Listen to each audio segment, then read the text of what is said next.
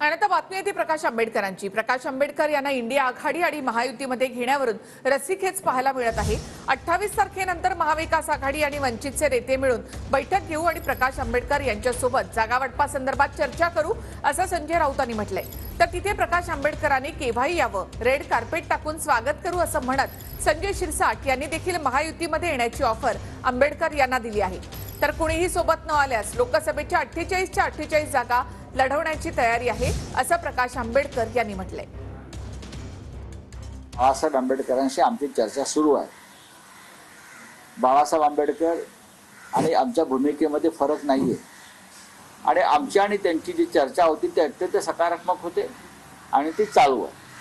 मला असं वाटतं की आम्ही लवकरच शिवसेना, काँग्रेस आणि एनसीपी एकत्र आणि वंचित बहुजन आघाडीचे नेते एकत्र बसणार आहोत लवकरच। तर ही जी बैठक आहे एक निर्णायक ती 28 नंतर होईल। त्यात 100% हा निर्णय होईल।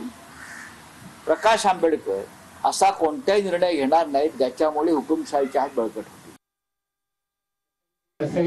प्रत्येकाला असा निर्णय घ्यायचा अधिकार आहे। पण ही जी आमची राष्ट्रीय संघटना आहे त्या संघटनेची बैठक झाली आणि त्या बैठकीमध्ये मी स्वतः खरगेंना असं सुचवलं की याच्यामध्ये आपण प्रकाश आंबेडकर यांना सुद्धा सहभागी करून घ्यावं।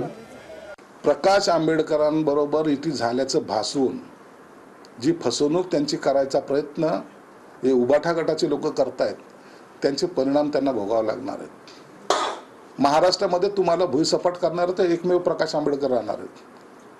काँग्रेसचा काही विरोध नाही, राष्ट्रवादीचा काही विरोध नाही, कुणाचा विरोध आहे? एकही बैठक तिन्ही नेत्यांबरोबर झाली का?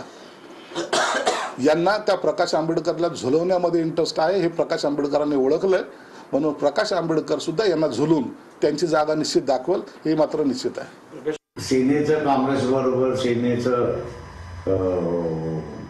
एनसीपी बरोबर किंवा एनसीपी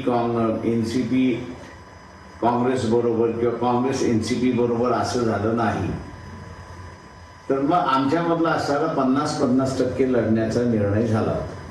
म्हणजे 48च्या 24 जागा आम्ही लढणार, 24 जागा ते लढणार। हे एक मोगम अंडरस्टँडिंग ज्याला आपण म्हणतो ते मोगम अंडरस्टँडिंग आमचं झालेलं आहे।